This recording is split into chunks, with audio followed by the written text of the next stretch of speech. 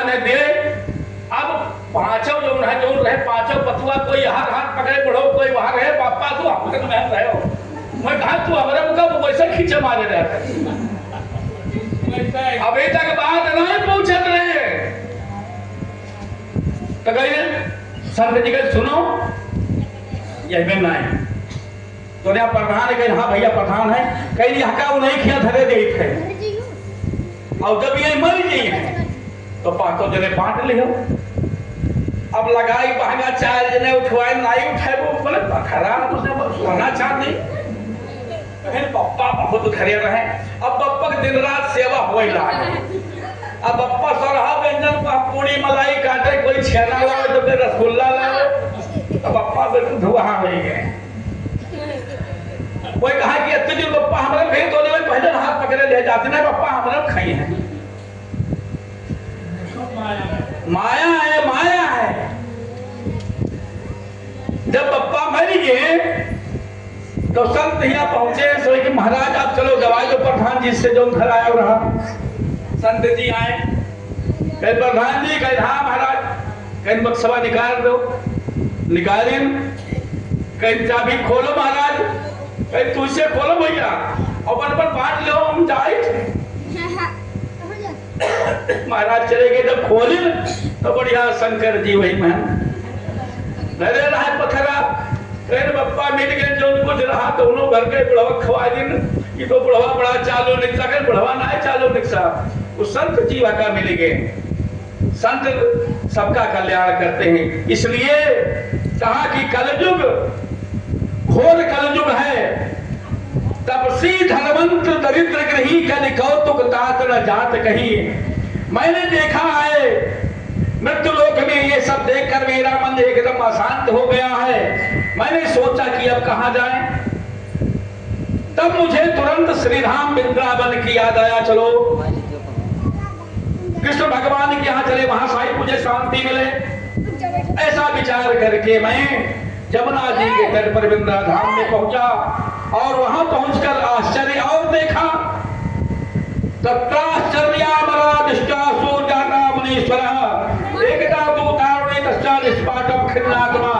मैंने देखा कि एक युवती खिन्न बना होकर बैठी हुई आंखों से आंसू बहा रही है। उसके सामने दो बुढ़े अचेत अवस्था में पड़े हुए हैं। तमाम देवियां उनको घेर कर बैठी है। कोई पानी पिला रहा है, कोई पंखा कर रहा है, मैं कोई समझा रही है। मैंने सोचा ये बेचारी क्यों रो रही है, चलो देखें। नारद बाबा वहां पहुंच जाते हैं। संतों का हृदय तो नवनीत के समान कोमल होता है। तो महाराज उसको दुखी देखकर मेरा मन निर्मित हुआ, उसके पास गया। फिर मैंने सोचा केवल देवियों का ही समूह बैठा है, यहाँ कोई पुरुष वर्ग नहीं है। अब मैं इनके बीच में जाकर क्या कहूं, देवी जी क्यों रो रही हो, क्या कष्ट है। और उसने कहीं कोई उल्टा सीधा जवाब दे दिया तो भी ठीक नहीं है। इसलिए हे बाबा अब तू अपना काम कर। देवियों के समुदाय में क्यों आता है। माताएं जब आपस में बात करती हैं तो 1 मिनट में ही आंसू बहाने लगती हैं और 1 मिनट में आंसू ला करती हैं।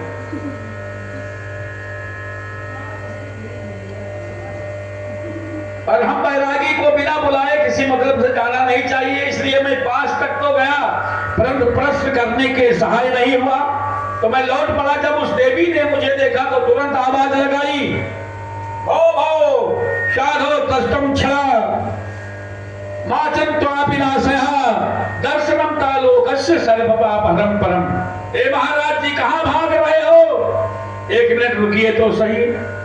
आप जैसे संतों का दर्शन मात्र से ही कल्याण हो जाता है। पाप ताप संताप सब कट जाते हैं।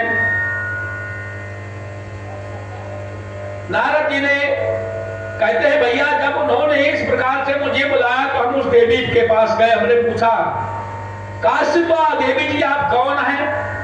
कहा विमो ये दोनों बुढ़े जो पड़े ये कौन हैं, तुम्हारे क्या लगते हैं और इनका नाम क्या है। ये घेर कर खड़ी हुई ये सब कौन है, तुम रोती क्यों हो, तुम्हारे दुख का कारण क्या है। नारद बाबा ने पूछा उस देवी से। तो उस देवी ने कहा महाराज मैं भक्ति के नाम से विख्यात हूं, मैं भक्ति हूं। और ये दोनों जो बुढ़े मेरे सामने पड़े हैं ये दोनों मेरे बच्चे हैं। इनका नाम ज्ञान और वैराग्य है। समय की विडंबना देख क्योंकि मां तो नवयुवती बनी हुई है और लड़के बुढ़े हो गए। ये कलयुग का प्रभाव। कितनी जर्जर स्थिति हो रही है। मैं दक्षिण भारत में पैदा हुई, कर्नाटक में बड़ी हुई, महाराष्ट्र प्रदेशों में कहीं कहीं बड़ा सम्मान हुआ, पर कई प्रदेशों ऐसे हैं जहां पाखंडियों से खंडित होकर मुझे पीड़ित होकर भागना पड़ा। इस प्रकार मैं अनेक देश प्रदेशों में घूमती घूमती वृंदावन में पधारी हूं। इस वृंदावन में आते ही मैं नौजवान हो गई। मैं तो जवान हो गई पर ये मेरे दोनों बेटे बुढ़े हो गए।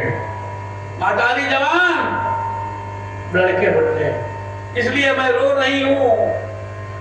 नारद जी ने सारी स्थिति को एक क्षण में समझ लिया और विचार किया भक्ति ज्ञान और वैराग्य एक दूसरे के पूरक हैं।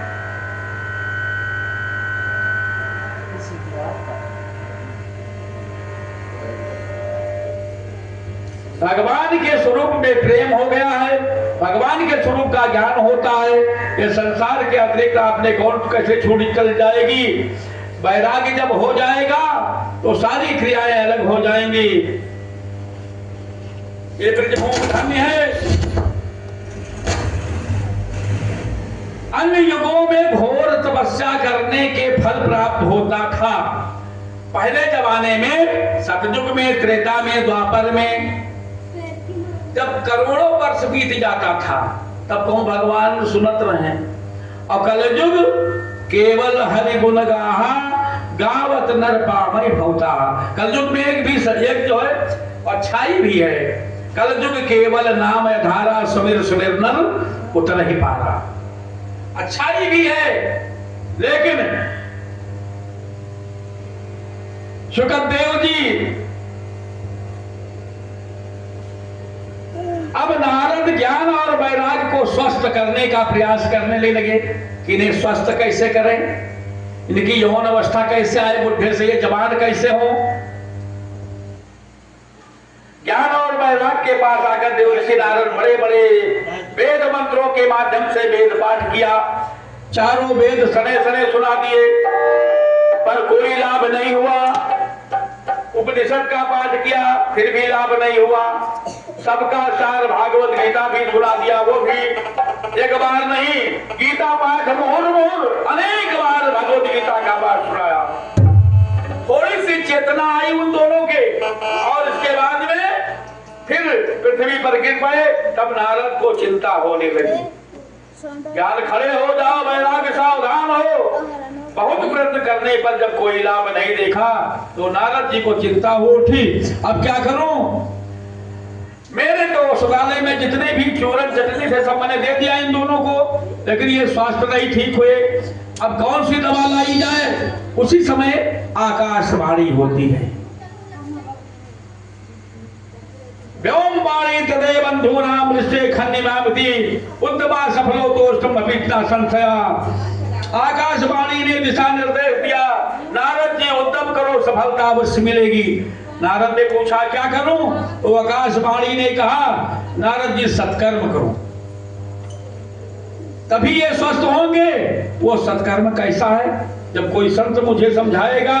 अब नारद जी सोचने लगे, आकाशवाणी ने तो बता दिया लेकिन स्पष्ट नहीं कहा कि कौन सा सत्कर्म करें। नारद जी निकल पड़े तो महात्मा चलता है, उसी से प्रणाम करके कहते हैं नारद जी बतलाइए सत्कर्म किसे कहते हैं। तो छोटे मोटे जो महात्मा है नारद जी को हाथ जोड़ लेते हैं। अरे नारद जी, आप ब्रह्मा जी के पुत्र हो और ब्रह्मांड में तुम्हारी गति है और तुम मुझसे सत्कर्म पूछ रहे हो। मैं नहीं जानता, हमारा बाप आपसे बड़ा मैं नहीं हूं। हम क्या बताएंगे महाराज।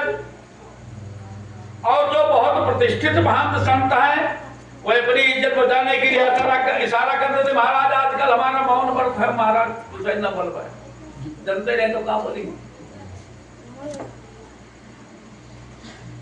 सनकादियों ने कहा कि जो सत्कर्म आकाशवाणी ने कहा था वो कोई और नहीं है, ओ श्रीमद् भागवत वार्तालाप साधु गीत सुकादि भी सुखदेव जी जैसे परमहंस के श्रीमुख से गाया हुआ ये मधुर गीत श्रीमद् भागवत ही वो दिव्य महाऔषधि है जिसका पान करने से ज्ञान और वैराग्य वृद्धावस्था दूर हो जाएगी। अभ्यास डाल दे के हमारा वजिया बैठ जाए तो बैठा करो हाँ हाँ दिए आवाज देना जो है सही करो कहने के हमारे बेच ना डालो भैया ना है तो मैदान तो जाने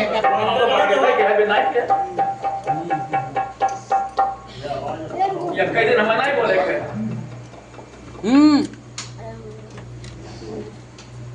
सुखदेव जैसे परमहंस के मुख से गाया हुआ ये मधुर गीत भैया देखो भैया की तरफ भगवान इनकी मंगलमयी कामना पूर्ण करें।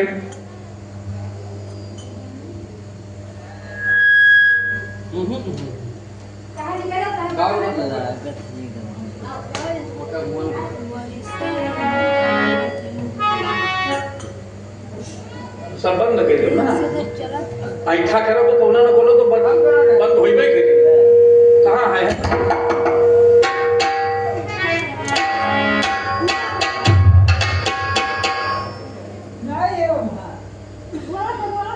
हाँ बोला उठा के बाहर मोड़ो तो हरे बोले ना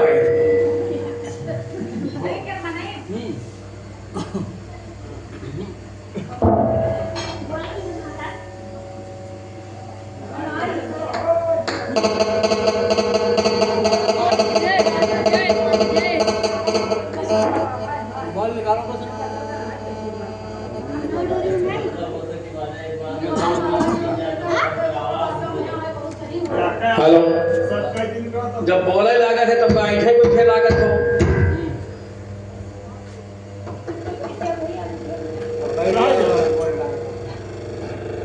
बयानी के संग बंदना के डोरी रखा हो जगह एक खुरैया भर के लगा दो तो ठीक है जो बनकस के भरो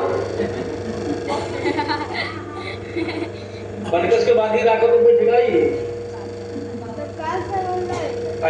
ना खुरैया तिलक के लगाए हो काले